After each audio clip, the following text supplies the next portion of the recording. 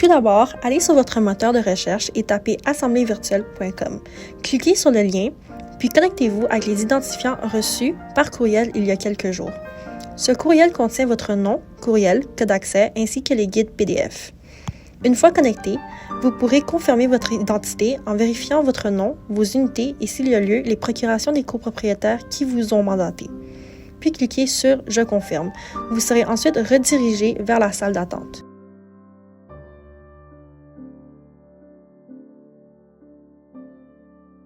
Avant le début de l'assemblée, il est important de tester votre caméra et microphone pour éviter tout problème technique.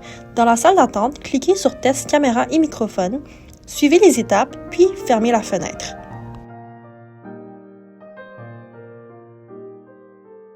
Dans la salle d'attente, vous pouvez aussi soumettre une procuration numérique.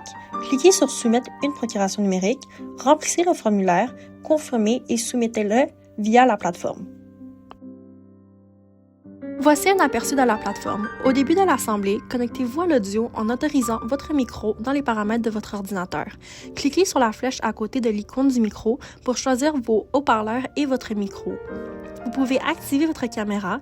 Notez qu'il n'y a pas de clavardage sur la plateforme. Pour intervenir, cliquez sur « Lever la main ». Le président vous donnera alors la parole. Vous trouverez aussi dans cette section l'ordre du jour, la liste de présence, le quorum et l'onglet pour déposer une procuration numérique pendant l'assemblée. Cette section vous montre comment voter lors d'un vote simple. Si vous êtes mandataire, vous pouvez voter de la même façon pour toutes les fractions ou différemment pour chacune. Les choix sont pour, contre ou abstention. Une fois vos choix faits, confirmez, soumettez et fermez la page. Si elle n'apparaît pas, rafraîchissez la page. Lorsque possible, les résultats s'affichent à la fin du vote. Dans les prochaines vidéos, vous verrez comment poser votre candidature et voter lors d'une élection. Quand les candidatures seront ouvertes, un bouton « Je suis candidat » apparaîtra à côté de « Lever la main ». Cliquez dessus pour soumettre votre candidature. Le vote fonctionne comme un vote simple. Vous pouvez voter de la même façon ou différemment pour chaque fraction si vous êtes mandataire. Le nombre de postes à pourvoir sera affiché. Sélectionnez vos choix, confirmez, soumettez et fermez la fenêtre. Si elle ne s'affiche pas, rafraîchissez la page, les résultats seront visibles si disponibles. Si vous devez quitter l'assemblée, vous pouvez laisser une procuration. Cliquez sur l'onglet « Donner une procuration » puis sur « Donner une procuration en cours d'assemblée ». Choisissez un copropriétaire présent, confirmez, soumettez et fermez la page.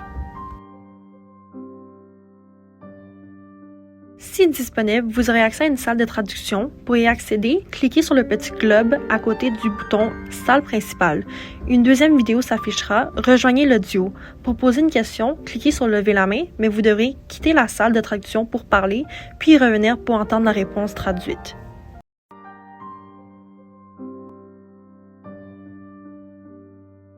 Quand vous rejoignez la réunion, une fenêtre s'ouvrira et vous demandera de sélectionner la langue que vous parlerez pendant la séance. Choisissez votre langue puis enregistrez votre option. Pour activer le sous-titrage traduit, ouvrez le menu situé en bas à droite de la vidéo, juste à gauche du bouton « More ». Activez ensuite l'option « Traduction ». Dans ce même menu, vous pouvez aussi choisir votre langue parlée et la langue du sous-titrage. Et si c'est disponible, vous pouvez également afficher la transcription complète de la réunion.